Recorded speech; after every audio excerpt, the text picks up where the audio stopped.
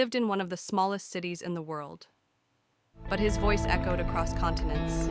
Pope Francis was not just a religious leader, he was a symbol of humility and hope. Born as Jorge Mario Bergoglio in Buenos Aires, Argentina, he wasn't raised with power or privilege. He once worked as a janitor, and even as a nightclub bouncer.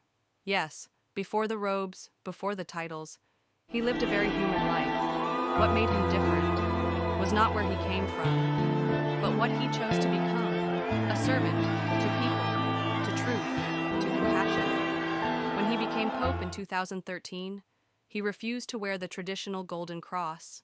Instead, he kept his simple iron one.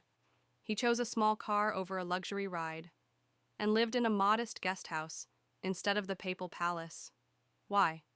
Because he believed leadership isn't about status, it's about service. He said, "The world tells us to seek success, power, and money.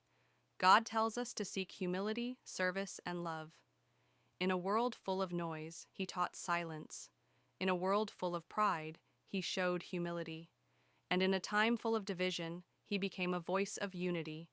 He spoke for the poor, for the refugees, for the planet.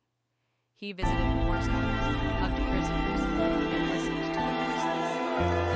Even in his final days, he was still serving, still smiling. And when he left the world, he didn't leave behind palaces. He left behind a message. That greatness isn't in ruling, it's in serving. That real power doesn't shout, it whispers with love. So what can we learn? You don't need a crown to be kind. You don't need fame to be good.